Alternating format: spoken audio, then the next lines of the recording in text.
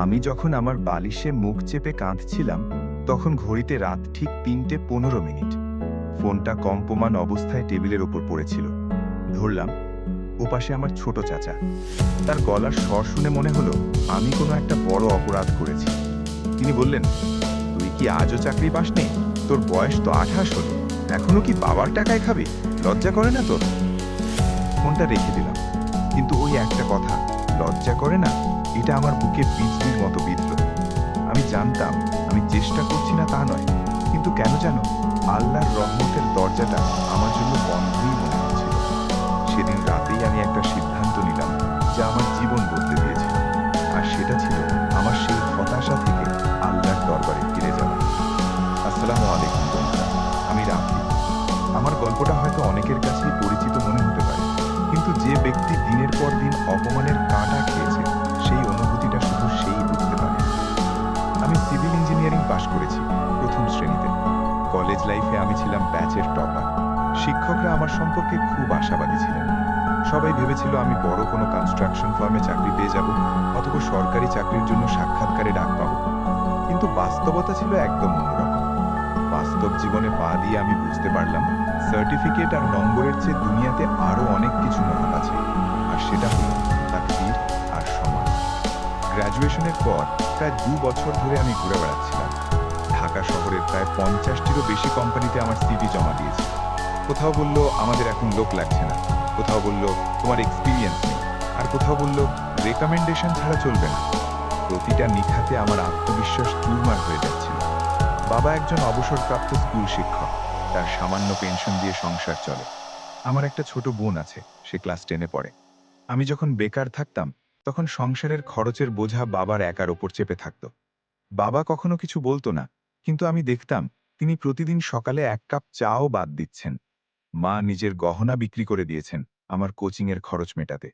বোনটা নতুন বই কিনতে চাইলে তাকে অস্বীকার করতে হয়েছে। পরিবারের এই নীরব কষ্ট আমার বুকের ওপর পাহাড়ের মতো চেপে বসত। সবচেয়ে কষ্টের মুহূর্তটা আসতো যখন বন্ধুরা ফেসবুকে তাদের নতুন চাকরির আপডেট দিত। কেউ বিদেশ গেল, কেউ ঢাকায় বড় কোম্পানিতে জয়েন করলো। আর আমি বসে থাকতাম ঘরে, মুখ লুকিয়ে রাখতাম আত্মীয়দের কাছ থেকে। পাড়া প্রতিবেশীদের কানাঘুষো কথা আমার কানে আসতো। দেখো, মেধাবী ছেলেটাও এখন বসে আছে, লেখাপড়া কি আর কাজে আসলো? এই কথাগুলো শুধু আমার নয়, আমার বাবা মার মর্যাদাহানি করত। এভাবেই দিন কাটছিল। হতাশা আমাকে গ্রাস করে ফেলেছিল। আমি নামাজ পড়তাম, কিন্তু মনের সেই গভীর সংযোগটা হারিয়ে ফেলেছিলাম। দোয়া করতাম ঠিকই, কিন্তু মনে প্রশ্ন থাকতো, আল্লাহ, আমি কি এতই অপরাধী যে তুমি আমার দিকে তাকাচ্ছ না? আমি কি তোমার কাছে আমার হক আদায় করতে পারিনি? সেই রাতে চাচার অপমানের ফোনটা আমার জীবনের টার্নিং পয়েন্ট হয়ে এলো। ফোনটা রেখে আমি জানালার কাছে গিয়ে দাঁড়ালাম। বাইরে নিঝুম রাত, কোথাও একটা কুকুর ডাকছিল।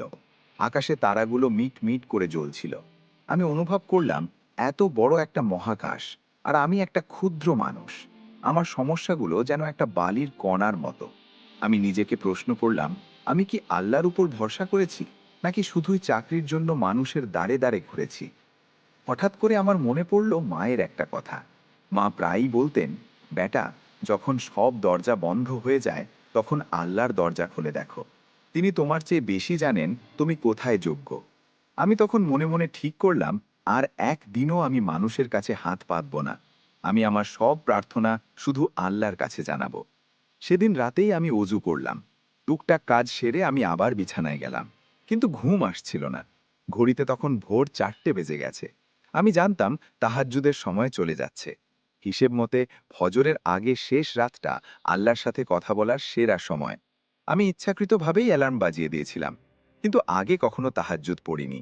আজকেই প্রথম। যখন নামাজের জন্য দাঁড়ালাম, আমার পা দুটো কাঁপছিল। কাঁপুনিটা শীতের জন্য নয়, বরং আল্লাহর সামনে দাঁড়ানোর ভয়ে। প্রথম রাকাতে সূরা ফাতিহা পড়তে গিয়ে আমার গলা বেজে উঠল। চোখ দিয়ে অশ্রু গড়িয়ে পড়ছিল। আমি সিজদায় গেলাম। সিজদার মধ্যে থাকতেই আমি আল্লাহর কাছে খুলে খুলে সব বললাম। আমি বললাম, ইয়া আল্লাহ, তুমি আমার রিজিকের মালিক। তুমি যদি না দাও তবে কেউ দিতে পারে না। আমি অক্ষম, আমি দুর্বল। আমার বাবা মার ইজ্জত আমার উপর নির্ভর করছে। আমাকে তুমি কোনো উপায় দেখাও। আমি আর মানুষের কাছে অপমান সহ্য করতে পারছি না। সেই সিজদায় আমার মনে হলো আমি আল্লাহর সাথে সরাসরি কথা বলছি।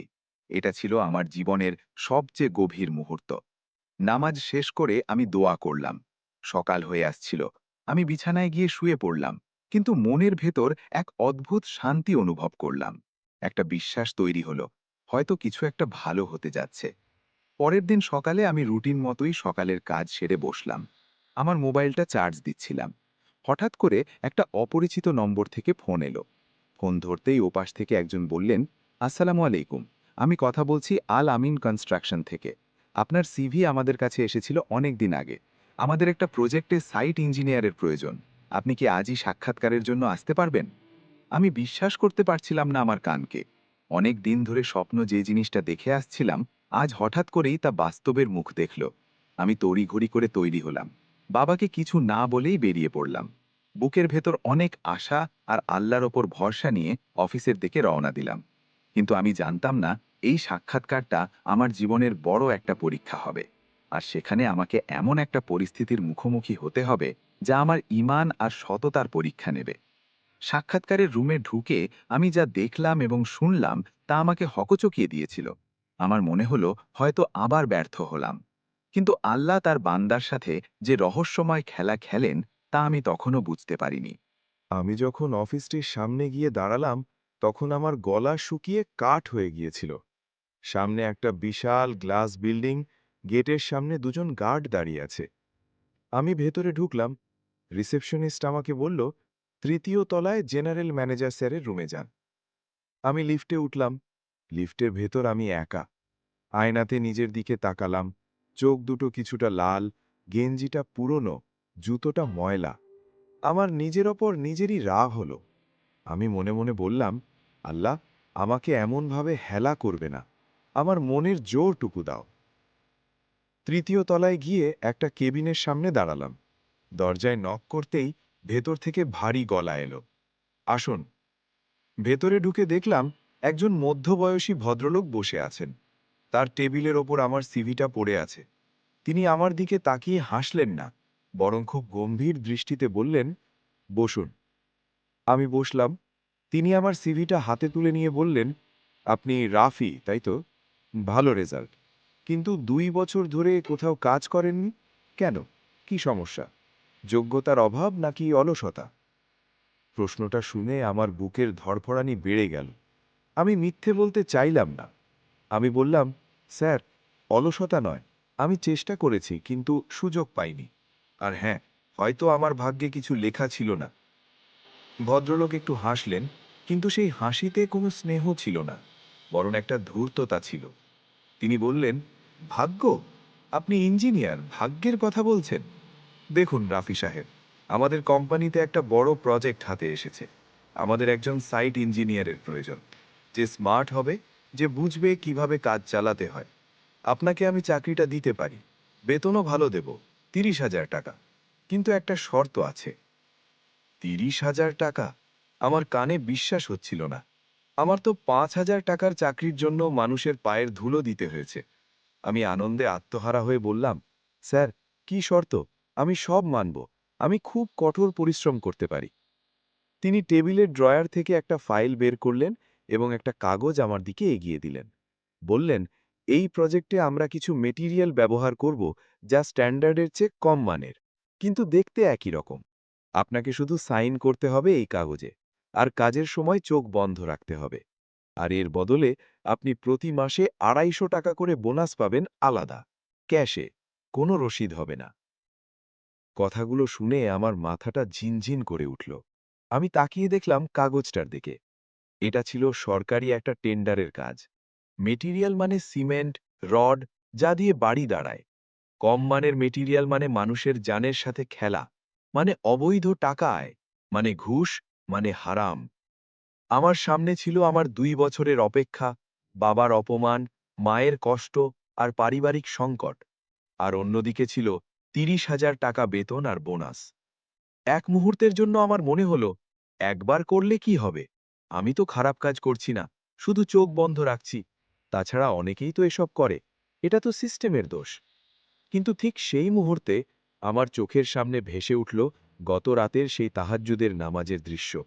আমি আল্লাহকে কি বলেছিলাম? আমি বলেছিলাম, ইয়া আল্লাহ, আমি শুধু তোমার কাছে আশ্রয় চাই। আমি কি আল্লাহর কাছে হালাল রিজিকের জন্য কান্নাকাটি করেছিলাম, নাকি শুধু টাকার জন্য? আমি কি মানুষের অপমান সহ্য করেছিলাম একটা হারাম চাকরি পাওয়ার জন্য? আমার মনে পড়ল মায়ের কথা, হালাল রিজিকে বরকত থাকে, হারামে থাকে লানত। আমি গভীর শ্বাস নিলাম। আমার হাত দুটো কাঁপছিল, কিন্তু এবার ভয়ে নয়, সাহসের কারণে। আমি সেই কাগজটা স্যারের দিকে ঠেলে দিলাম। আমি বললাম, স্যার, আমাকে মাফ করবেন, আমি এই চাকরিটা করতে পারবো না। স্যার অবাক হয়ে আমার দিকে তাকালেন। তিনি বললেন, কি বললেন? আপনি কি পাগল হয়েছেন? মাসে ৩০,০০০ টাকা মানে আপনার সংসারের সব সমস্যার সমাধান, আর আপনি অর্ডার ফিরিয়ে দিচ্ছেন? অন্য কোনো চাকরি পাবেন না তো? আবার ভিক্ষা করতে হবে মানুষের কাছে?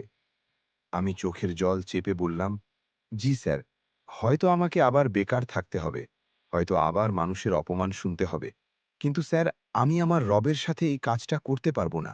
গত রাতে আমি তার কাছে মাথা ঠেকিয়েছিলাম। আমি তাকে প্রতিশ্রুতি দিয়েছিলাম যে আমি তার উপর ভরসা রাখব। আমি হারাম টাকা দিয়ে আমার বাবা মাকে খাওয়াতে পারবো না। আমি অন্যায়ের পথ বেছে নিতে পারবো না। আমি কোনো সিনেমার হিরো নই। আমি একজন সাধারণ মুসলিম। আমার ঈমান আমার কাছে সবচেয়ে দামি। এই বলে আমি উঠে দাঁড়ালাম। আমি সিভিটাও নিতে চাইলাম না, কিন্তু স্যার আমার হাত চেপে ধরলেন। আমি ভয় পেয়ে গেলাম। ভাবলাম হয়তো সে আমাকে ধমক দেবে বা বের করে দেবে। কিন্তু হঠাৎ তার মুখের গম্ভীর ভাবটা মিলিয়ে গেল। তার চোখের কোণে পানি জমে উঠল। তিনি আমার হাতটা শক্ত করে ধরে বললেন, রাফি, বসুন। আমি অবাক হয়ে আবার বসলাম। তিনি তার টেবিলের আরেকটা ড্রয়ার খুললেন এবং একটা ভিন্ন কাগজ বের করলেন। তিনি বললেন, দেখুন রাফি, এই কোম্পানিটির আসল মালিক আমি নই। আমি এখানে শুধু ম্যানেজমেন্ট দেখি।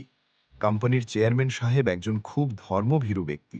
তিনি আমাকে বলেছিলেন, আমাদের নতুন প্রজেক্টের জন্য এমন একজন ইঞ্জিনিয়ার দরকার যে শুধু টেকনিক্যালি স্মার্ট নয়, বরং তার চরিত্রের দিক থেকেও স্মার্ট, যে কোনো প্রলোভনে আমতা আমতা না করে না বলতে পারে। তিনি একটু থামলেন এবং আমার দিকে তাকিয়ে বললেন, গত ১ মাস ধরে আমি শত শত ছেলেকে ইন্টারভিউ নিয়েছি। সবাইকে একই প্রলোভন দেখিয়েছি। কেউ কেউ রাজি হয়েছে, কেউ কেউ নানা অজুহাত দেখিয়েছে, কিন্তু কেউ এভাবে সোজাসাপটা না বলে চলে যায়নি। কেউ আল্লাহর কথা মনে করে এই রিস্কটা নেয়নি। আপনি অনুৎপাদনশীল বা আবেগী নন, আপনি একজন সচেতন মুমিন। আপনি গত রাতে তাহাজ্জুদ পড়েছেন, আর আল্লাহ আপনাকে আজকেই এই পরীক্ষার মুখোমুখি করেছেন, আর আপনি উত্তীর্ণ হয়েছেন। আমি রুদ্ধশ্বাসে তার কথা শুনছিলাম। তিনি সেই নতুন কাগজটা আমার দিকে বাড়িয়ে দিলেন। বললেন, এটা আপনার নিয়োগপত্র। আপনাকে আমরা প্রজেক্ট হেড ইঞ্জিনিয়ার হিসেবে নিয়োগ দিচ্ছি। বেতন ৩০,০০০ টাকাই থাকবে, কিন্তু কোনো হারাম শর্ত নেই, কোনো বোনাসের দরকার নেই। আপনার বেতন হালাল হবে, আর এই বেতনে বরকত এমন আসবে যা আপনার কল্পনাতীত। আর হ্যাঁ, কাল থেকেই আপনার জয়নিং। সেদিন আমি অফিস থেকে বের হয়ে আকাশের দিকে তাকিয়েছিলাম। রোদ ঝলসানো দুপুর, কিন্তু আমার কাছে মনে হচ্ছিল চাঁদ উঠেছে। আমি অনুভব করলাম, আল্লাহ দেরিতে দেন কিন্তু ঠিক দেন। তিনি আমাকে চাকরিটা দিয়েছিলেন, কিন্তু আগে তিনি পরীক্ষা করেছেন আমি কোন পথে হাঁটি। বাড়ি ফিরে আমি বাবাকে জড়িয়ে ধরলাম। বাবা অবাক হয়ে আমার মুখের দিকে তাকিয়েছিলেন। আমি বললাম, বাবা, আমি চাকরি পেয়েছি, আর এটা কোনো মানুষের অনুগ্রহ নয়, বরং আল্লাহর রহমতে। বাবার চোখ দিয়ে তখন অশ্রু গড়িয়ে পড়ছিল। তিনি বললেন, বাবা, তুমি কি সত্যি পেয়েছ? আলহামদুলিল্লাহ, আলহামদুলিল্লাহ। আমি মাকে জড়িয়ে ধরলাম। মা বললেন, আমি জানতাম বাবা, তোমার দোয়া আল্লাহ ফিরিয়ে দেবেন না। আমি সেদিন বুঝতে পারলাম, বান্দা যখন আল্লাহর কাছে নিজেকে সমর্পণ করে, তখন আল্লাহ তার জন্য এমন উপায় বের করেন যা মানুষের ধারণার বাইরে। বন্ধুরা, আমার জীবনের এই অধ্যায়টি শেষ হয়েছে একটি শিক্ষা দিয়ে, যে শিক্ষা হলো আল্লাহর উপর ভরসা রাখতে হয় মন থেকে, কোনো বাহানা থেকে নয়। তাহাজ্জুদের নামাজ শুধু একটি ইবাদত নয়, এটি আল্লাহর সাথে আপনার সম্পর্কের সেতু। যখন সব দরজা বন্ধ, তখন এই সেতুটি দিয়েই আপনি আপনার রিজিকের দরজা খুঁজে পাবেন। তাই হতাশ হবেন না। আপনার জীবনেও হয়তো আজই কোনো একটি দরজা খুলে যাবে, যদি আপনি সঠিকভাবে তার কাছে ফিরে আসেন। আপনার জীবনেও কি এমন কোনো অভিজ্ঞতা হয়েছে যেখানে আল্লাহ আপনাকে হালাল রিজিক দিয়েছেন? নিচে কমেন্টে আমাদের সাথে শেয়ার করুন। আর যদি এই গল্পটি আপনার ভালো লেগে থাকে, তাহলে অবশ্যই লাইক দিন এবং চ্যানেলটি সাবস্ক্রাইব করুন, কারণ পরের গল্পটি হয়তো আপনার জীবন বদলে দেবে। আল্লাহ হাফেজ।